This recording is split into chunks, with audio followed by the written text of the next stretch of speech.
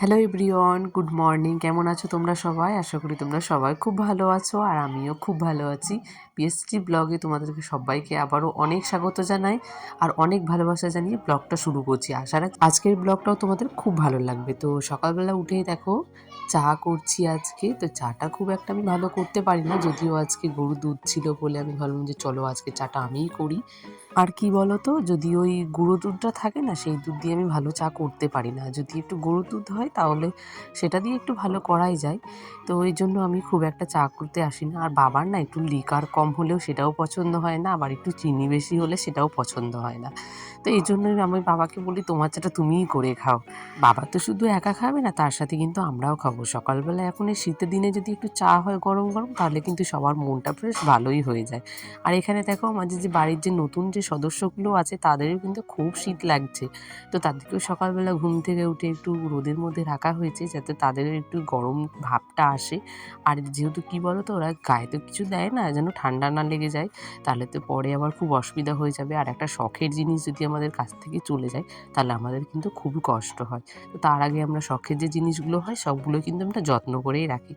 আর এখানে দেখো সবাই মাছ নিচ্ছিল, তো আমারও খুব এই ছোট ছোট মাছগুলো, পুঁটি মাছ কিন্তু আমার ভীষণ ভালো লাগে। চচ্চড়ি খেতে বলো আর তার সাথে পাতুরি খেতেও খুব ভালো লাগে। তো মাকে বললাম আজকে নিতে, তো মা তাই একটু বেছে বেছে নিচ্ছিল যে মাছগুলো একটু ভালো। যদি এখন শীতকালে মাছ কখনো খারাপ হয় না, তো সেই দেখি মা একটু দেখে দেখে নিচ্ছিল। আর তার সাথে দেখো পাখিগুলোকে রোদে রেখে ওদের এতটা আনন্দ হচ্ছিল না, সত্যি মানে এটা আর বলে বোঝানোর মতো না। যেমন আমাদের শীত লাগে আমরা তো বলতে পারি, তারা তো আর বলতে পারে না। কিন্তু না, টিয়া পাখির অনেক কিছু দিয়ে বুঝিয়ে দেয় যে তার খিদে পেয়েছে।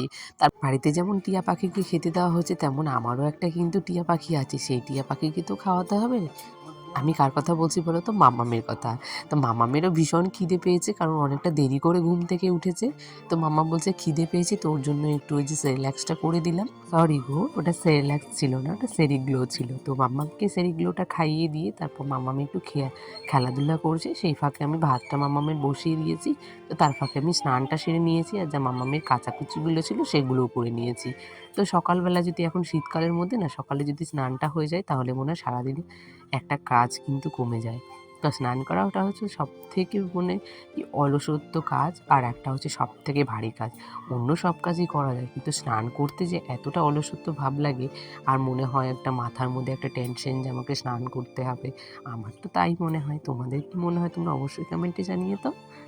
আর আমি যেহেতু বাড়ি যাওয়ার সময় হয়ে গেছে, তো এখানে মা একটু জ্যাকেটটা কেচে দিয়েছিল, তো সেটা একটু উল্টে পাল্টে দিচ্ছিলাম শুকাবে না বলে। তো শুকিয়ে গেছে, আগের দিনই কেচে দিয়েছিল, তো তারপরের দিন আবার শুকিয়ে গেছে। বাড়ি আসি সেই দিনই তোমাদের সঙ্গে আমের মুকুলটা শেয়ার করেছিলাম, আর আজকে দেখো কতটা তো বড় ছাদে হয়ে এখন গেছে। প্রচুর রোদ, জামা কাপড়গুলো দিলাম। এখন মামামকে গিয়ে দেখবো, খাওয়ানো হয়তো মামামের হয়ে গেছে, তো ওকে ঘুম পাড়াবো এখন। আর এই যে এই দিকটাতে একটু ছাওয়া আছে, তো মামামকে গিয়ে এখন একটু ঘুম পাড়াবো। আর বাবা কি নিয়েছে, একটু স্নান করেছি, কিছু খেয়ে নেব, তারপরে মামামকে ঘুমটা পাড়ি। দেখি বিকেলের দিকে কি কি শেয়ার করতে পারি তোমাদের সঙ্গে। সেভাবে কোনো কাজ হয় না, তো এই জন্য তোমাদের সঙ্গে কোনো কিছু শেয়ার করা হয় না, যেটুকু নিজেদের মধ্যে কাজ করি। মাম্মা মনে হচ্ছে ওই ছাদে খেলছে, আওয়াজটা পেলাম, ওর মামা ডাকছে। ওই যে পাশের ছাদে, মানে হচ্ছে আমার কাকিমাদের ছাদে আছে। তো চলো। স্নান সেরে এসে নিজেকে একটু কেয়ারিং করে নিচ্ছি, বলতে পারো একটু স্কিন কেয়ার করছি। তো একটু এখন যেহেতু শীতকাল পড়ে গেছে, হাত পাগুলো একটু উস্কো খুস্কো হয়ে যায়। তার সাথে কিন্তু সরষের তেল কিংবা বডি অয়েল এসবই তো আমরা মাখামাখি করি। তো আমি সরষের তেলটা খুব একটা ভালো লাগে না আমার। কেন বললাম বলো তো যে সরষের তেল আমার ভালো লাগে না? কারণ শীতকালে সরষের তেল মাখলে না গা হাতটা যেমন একটু ভালো লাগে, কিন্তু জামা কাপড়গুলো প্রচুর নোংরা হয়ে যায়। তাই আমার সরষের তেলটা আমার খুব একটা পছন্দ হয় না। তো চলো বন্ধুরা, আজকের মতো ভিডিওটা আমি এখানে শেষ করছি। সবাই একটা করে লাইক করে যেও, সবাই একটু সুন্দর সুন্দর কমেন্ট করে যেতে। চলো, টাটা।